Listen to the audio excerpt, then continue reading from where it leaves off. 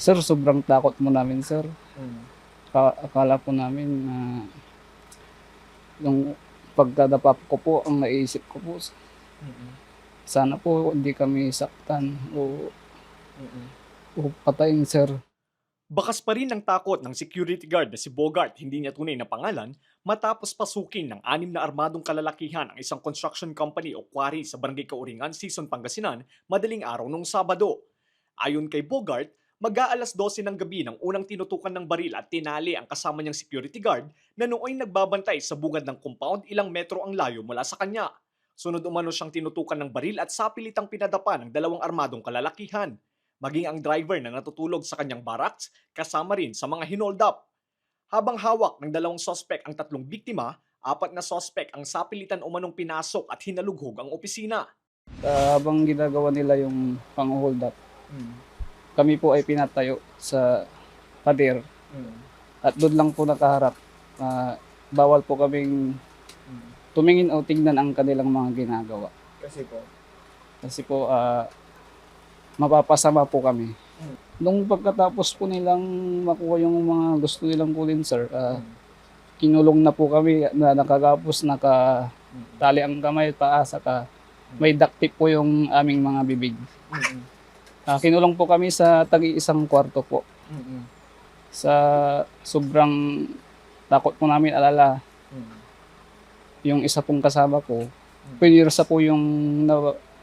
yung cable tie po na putulin sa pamagitan ng pwersa. Pinirsa niya po. Mm. Salamat naman sa Diyos, na, sir, na napirsa niya po. Mm. Kaya po agad po niya kaming tinulungan.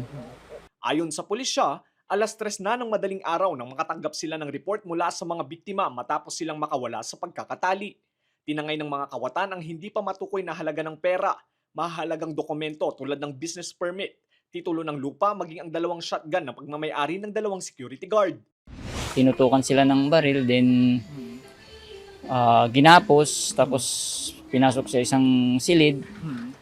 Binabantayan sila ng 2 tao.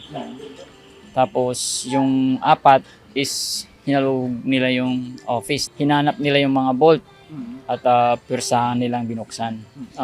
By foot po sila, naglakad lang mula doon sa river, from doon sa river creek. Makyat doon na din yung parang exit point nila. Sa tala ng PNP, ito na ang ika-3 insidente ng pang-hold up at pagnanakaw sa mga construction at quarry sites sa bayan. Patuloy naman ang sinasagawang follow-up operation at backtracking ng pulisya upang matukoy ang pagkakakilanlan ng mga suspect. May mga witness naman tayo din sa mga follow-up investigation. Mayroon lang kan pero hindi pa namin pwedeng i-condemn. Pero may mga lead na rin siya. Kung mayroon mang may kaduda-duda kayong nakikita na medyo suspicious talaga na ipagbigay, alam lang natin, may mga hotline naman kami.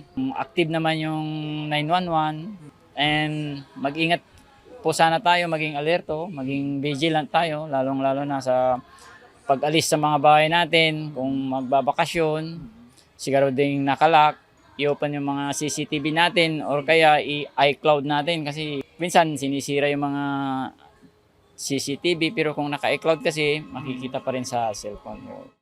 Lester Narag, Balitang, Solid North.